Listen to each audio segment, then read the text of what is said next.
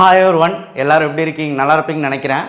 So இன்றைக்கி என்ன வீடியோவில் பார்க்க போகிறோம் அப்படின்னா ரேங்க் லிஸ்ட்டை பற்றி தான். ஏன்னா ரேங்க் லிஸ்ட் உங்களுக்கு ஜூன் 29ன்னு சொல்லியிருக்காங்க, சரிங்களா?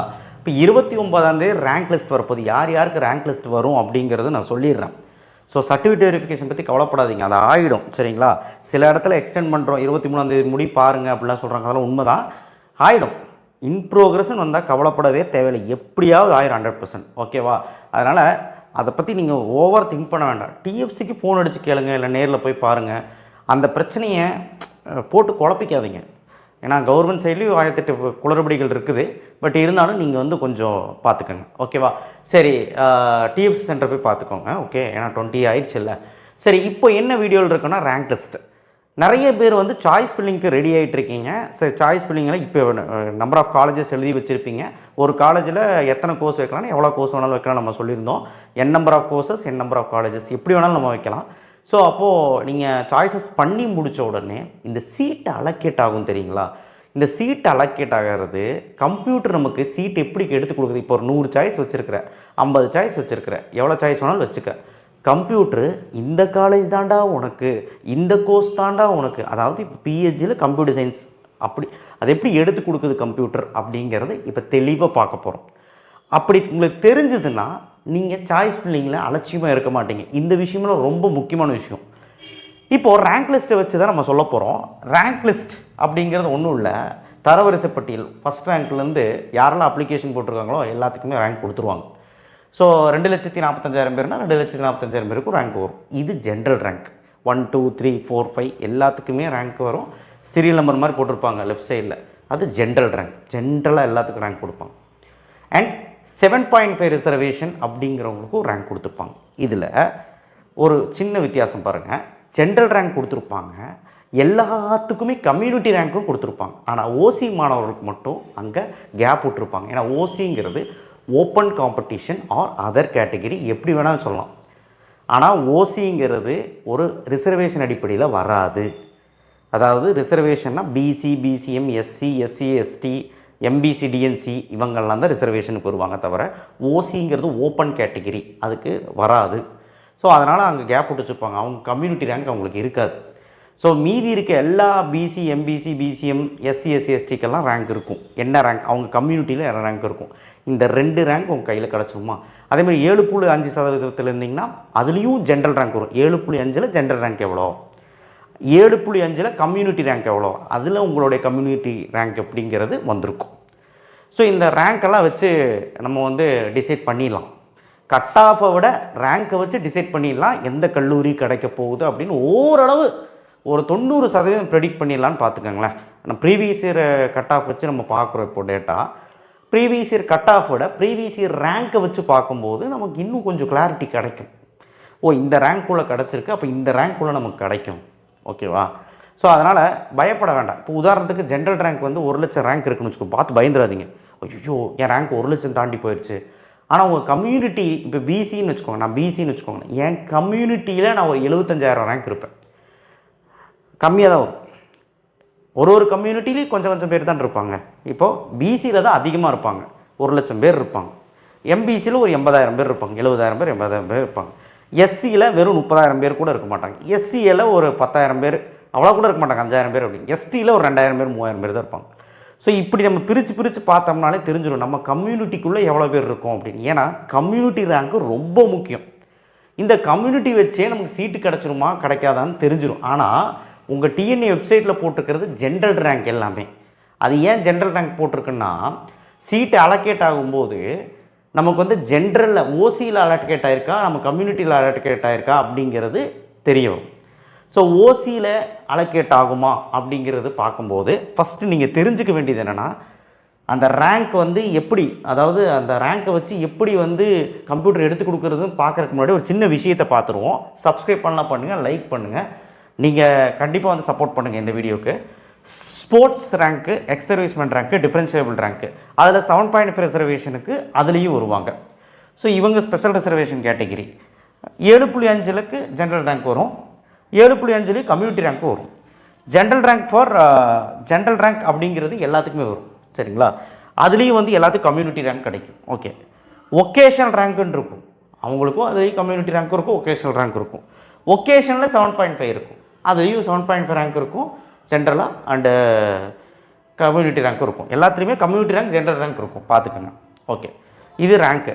ரேங்க் வந்து 2,39,299 பேர் வந்து போன வருஷம் போட்டிருந்தாங்க. சரிங்களா, அதாவது ரேங்க் வந்துருந்துச்சு.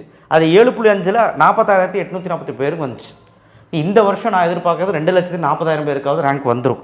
அப்போ போட்டி எப்படி இருக்கும் சார்? போட்டி எப்படி வேணாலும் வந்துட்டு போகுது. நான் சொல்கிற விஷயத்தை நீ கேட்டிங்கன்னா கண்டிப்பாக சொல்கிறேன், சாய்ஸ் ஃபில்லிங்கில் நீ என்ன கட் ஆஃப் இருந்தாலும் சீட் எடுத்துருவேன்.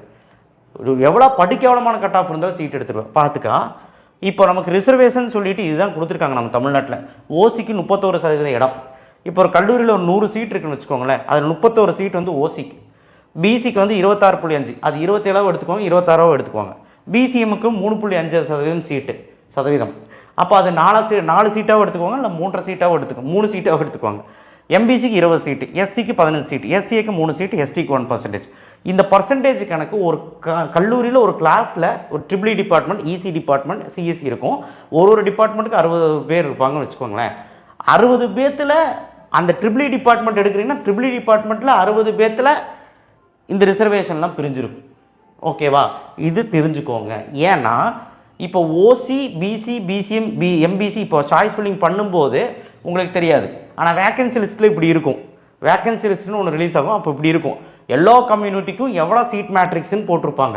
இப்போ உதாரணத்துக்கு அண்ணா யூனிவர்சிட்டி சிஇஜி கேம்பஸ்னே வச்சுக்கோங்க. அண்ணா யூனிவர்சிட்டி சிஇஜி கேம்பஸில் ஒரு சிஎஸ்சி சீட்டுன்னு வச்சுக்கோங்க. சிஎஸ்சியில் ஓசிக்கு 20 சீட்டு, பிசிக்கு இவ்வளோ சீட்டு, பிசிஎம்க்கு இவ்வளோ சீட்டுன்னு கொடுத்துருப்பாங்க. இப்போது ரேங்க் ஏன் முக்கியம்னு பாருங்கள், அதில் ஜென்ரல் ரேங்க் ஏன் முக்கியம்னு பாருங்கள், ஜென்ரல் ரேங்க் ஏன் முக்கியம், கம்யூனிட்டி ரேங்க் ஏன் முக்கியம்னு பாருங்கள். அதனால தான் கட் ஆஃப் இங்கே முக்கியம் இல்லை, ரேங்க்கு தான் முக்கியம். கட் ஆஃப் வச்சு எதுவுமே அவங்க பண்ண போகிறதில்ல. கட் ஆஃப் வந்து அந்த ரேங்க் போடுறதுக்கு தான் அந்த கட் ஆஃப். ரேங்க் வச்சு தான் சீட்டே அலோகேட் ஆகும். கம்ப்யூட்டர் வந்து மேலேருந்து கீழே செக் பண்ணிட்டு வரும் நம்ம சாய்ஸை, ரேங்க் வச்சு தான். அது எந்த ரேங்க் வச்சுன்னு பாருங்களேன். சிஎஸ்சியில் இவ்வளோ சீட்டு எல்லா கம்யூனிட்டிக்கும் போட்டிருக்காங்களா, உடனே நம்ம பையன் நினச்சிருவான் நம்ம பையன் பிசிஎம்மாக இருப்பான். சும்மா ஒரு பேச்சுக்கு சொல்கிறேன், பிசிஎம் கேட்டகரியில் ஒரு பையன் இருக்கான்னு வச்சுக்கோங்க. பிசியில் நமக்கு 6 சீட்டு தான் இருக்குது, கிடையவே கிடையாது. அந்த மாதிரி நினைக்காதீங்க. நம்ம கம்யூனிட்டியில் மட்டும்தான் சீட் இருக்குதுன்னு நினச்சிக்காதீங்க. ஏன்னா ஓசியிலையும் சீட் இருக்குதுன்னு நினச்சிக்கோங்க. ஏன்னா ஓப்பன் காம்படிஷனில் எல்லாருமே பார்ட்டிசிபேட் பண்ணுவாங்க. அதுக்கு அர்த்தம் என்னென்னா, நீ பிசிஆர், பிசிஎம்ஆர், எம்பிசிஆர் ஃபஸ்ட்டு சீட்டு இங்கே தான் 0 ஆகும். ஃபஸ்ட்டு கம்ப்யூட்டர் ஓசி தான் செக் பண்ணும். இப்போ பிஹெச்ஜி, சிஐடி நீங்கள் சாய்ஸ் ஃபில்லிங் கொடுத்துருக்குன்னு வச்சுக்கோ. ஒரு எக்ஸாம்பிளுக்கு ஃபஸ்ட்டு கம்ப்யூட்டர் வந்து பிஹெச்சியில், சிஎஸ்சி இருக்கா, ஓசியில் எடுக்கும். ஓசியில் இருக்கான்னு பார்க்கும். ஜென்ரல் ரேங்கை கையில் எடுத்துகிட்டு ஓசியில் இருக்கான்னு பார்க்கும். ஓசியில் சீட் இருக்கா, இருந்தால் கொடுக்கும், இல்லைன்னா உன் கம்யூனிட்டியில் போகும். உன் கம்யூனிட்டி இப்போ பிசின்னு வச்சுக்கோ. என் கம்யூனிட்டி இப்போ பிசி ஓசியில் சீட்டு இல்லைன்னொன்னே அடுத்து பிசியில் செக் பண்ணும். அப்போ கம்யூனிட்டி ரேங்க் ரொம்ப முக்கியம். கம்யூனிட்டியில் நீ எந்த இடத்துல இருக்க, 1,00,000 பேர் இருக்கான்னு வச்சுக்கோ. பிசியில் ஒரு 1,00,000 பேர், 90,000 பேர் இருப்பாங்க. அதில் நீ என்ன ரேங்க்குன்னு பாரு, போதும். ஸோ அதில் வந்து உனக்கு சீட் கிடைக்குமா, உன் கம்யூனிட்டிக்குள்ளே நீ சீட் கிடைக்குமா அப்படின்னு பார்க்கும். சரிங்களா, அப்போ கம்யூனிட்டி ரேங்க் ரொம்ப முக்கியம். ஸோ அப்போ பார்த்ததுக்கப்புறம் சீட் இல்லைன்னா அடுத்து பிஹெச்சி இசியில் போய் ஓசியில் இருக்கான்னு பார்க்க. ஃபஸ்ட்டு ஓசியில் இருந்தால் எடுத்து கொடுத்துக்கும், இல்லை பிசியில் பார்க்கும். திரும்ப அதே மாதிரி பார்த்துக்கிட்டே வர்றதுக்கு நீங்கள் சாய்ஸஸ் அதிகமாக வைக்கணும். சாய்ஸஸ் கம்மியாக வச்சா ஒருவேளை பார்த்து முடிஞ்சதுக்கப்புறம் கம்ப்யூட்டருக்கு பார்க்குறக்கு எதுவும் இல்லைன்னா நாட் அலர்ட்டன் வந்துடும், சீட் இல்லைன்னு வந்துடும். ஏன்னா எதுலேயுமே சீட்டு கிடைக்கலன்னா நாட் அலர்ட் தான் வரும். நாட் அலர்ட் வந்தால் அடுத்த ரவுண்டு போயிடுவீங்க, புரிஞ்சுக்கோங்க. ஸோ அதனால் நாட் அலர்ட் வராத மாதிரி பண்ணணும்னா சாய்ஸஸ் அதிகமாக கொடுக்கணும். ஸோ அப்போது ஃபஸ்ட்டு கம்ப்யூட்டர் எதில் செக் பண்ணும், ஓசியில் தான் செக் பண்ணும். ஏன்னா ஓசியில் தான் சீட்டு முடியும். ஃபஸ்ட்டு எல்லா கம்யூனிட்டிக்காரனுக்கும் ஓசி செக் பண்ணும். ஓசியில் சீட்டு முடிஞ்சுன்னா அவன் கம்யூனிட்டியில் போய் எடுத்து கொடுக்கும் கம்ப்யூட்டர். இதுதான் நடக்குது. ஸோ அப்போ ஃபஸ்ட்டு ஓசியில் சீட்டு கொடுக்கும். இப்போ ஒரு வேளை நான் என் கம்யூனிட்டி பிசின்னு வச்சுக்கோங்க. எனக்கு பிஹெச்சியில், இசியில், சிஎஸ்சி செக் பண்ணுது, ஓசியில் இல்லை, பிசியில் செக் பண்ணுது, அதுலேயும் இல்லை. திரும்ப பிஹெச்சியில், இசியில், ஓசி செக் பண்ணணும், எனக்கு சீட் இருக்குதுன்னு வச்சுக்கோங்களேன். ஓசியிலே கிடச்சிருச்சுன்னா அலர்ட்டட் கம்யூனிட்டி, அதாவது உங்களோட டென்டேட்டிவ் அலாட்மெண்ட் கன்ஃபர்மேஷன் ஒன்று வரும். அதில் அலர்ட்மெண்ட் ஆர்டரில் அலர்ட்டட் கம்யூனிட்டி ஓசின்னு இருக்கும், ஓன் கம்யூனிட்டி பிசின்னு இருக்கும். அதாவது கம்யூனிட்டி பிசின்னு இருக்கும், அலர்ட்டட் கம்யூனிட்டி ஓசின்னு இருக்கும். கன்ஃபியூஸ் ஆகிடக்கூடாது. ஓசியில் அலோகேட் ஆகிருக்கப்பா அப்படின்னு அர்த்தம். ஓன் கம்யூனிட்டி பிசியாக இருந்தாலும் இதுதான் மேட்ரு. ஓகேவா? புரிஞ்சுதா? அப்போது கம்ப்யூட்டர் வந்து எதை கையில் எடுக்கும்? ஓசியை ஃபஸ்ட்டு கையில் எடுக்கும். அப்போ ஜென்ரல் ரேங்கை பார்க்கும். ஓசியில் சீட் இல்லைன்னா அடுத்து உன் கம்யூனிட்டி ரேங்க் எடுத்து கையில் எடுத்து உன் கம்யூனிட்டியில் பார்க்கும். புரியுதா? அப்போது டபுள் டமாக்கா மாதிரி நீ பிசிஆர், எம்பிசிஆர், எஸ்சிஆர் என்னவா வேணாலும் உனக்கு 34 சீட்டு. இப்போ பிசிக்காரனுக்கு மொத்தம் 20+14 34 சீட்டு. அப்படி தான் நீ கணக்கு பார்க்கணும். ஓசியில் இவ்வளோ சீட் இருக்குது, பிசியில் இவ்வளோ சீட் இருக்குது, அப்போது கம்ப்யூட்டர் இதில் செக் பண்ணும். சீட்டு நிறையா இருக்குது அப்படின்னு பார்த்துக்கலாம். உன் கம்யூனிட்டி மட்டும் பார்க்கக்கூடாது. இப்போ ஒரு வேளை பிசிஎம்னு வச்சுக்கோங்க, மொத்தம் 26 சீட்டுன்னு பார்த்துக்கோ.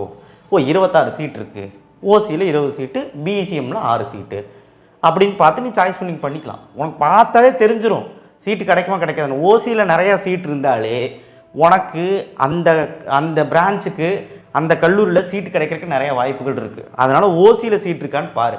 ஓசியில் 0 இருந்ததுன்னா உன் கம்யூனிட்டியில் காட்டும். உன் கம்யூனிட்டியில் போட்டியை பொறுத்து உன் கம்யூனிட்டி ரேங்க் உனக்கு உன் ரேங்க்குக்கு முன்னாடி எவன் இருக்கானோ அவனுக்கு எடுத்து கொடுத்துரும். இல்லை நீ தான் முன்னாடி இருக்க, நீ உனக்கு கிடைக்கிற மாதிரி இருந்தால் உனக்கு கிடச்சிரும். புரிஞ்சுதா? அப்போது கம்யூனிட்டி ரேங்க்கும் முக்கியம்தான், ஜென்ரல் ரேங்க்கும் முக்கியம்தான். ஆனால் ஜென்ரல் ரேங்க் தான் நமக்கு டிஎன்ஏ வெப்சைட்டில் போட்டிருப்பாங்க. அது ஏன் அப்படின்னா, ஒருவேளை பிசியில் செலக்ட் ஆகிருந்தாலும், இப்போ பிசியில் கிடச்சிருக்குன்னு வச்சுக்கோங்களேன், பிசியோ ஓசியோ எதுலேயோ ஒரு அலாட்மெண்ட்டில் கிடச்சிருக்குன்னு வச்சுக்கோங்க, அலர்டட் கம்யூனிட்டி எது வேணாலும் இருக்கட்டும். ஆனால் அவன் ஜென்ரல் ரேங்க்னு ஒன்று இருக்கும்ல அந்த பையனுக்கு. அலர்டட் கம்யூனிட்டி ஓசியாக இருந்தாலும் அவனுக்கு ஜென்ரல் ரேங்க்னு ஒன்று இருக்கும்ல, அந்த ஜென்ரல் ரேங்க் தான் அங்கே போட்டு வச்சுருக்காங்க. பிசியில் கிடச்சதுன்னு போட்டு வைக்கல, ஓசியில் கிடச்சதுன்னு போட்டு வைக்கல, ஜென்ரல் ரேங்க்.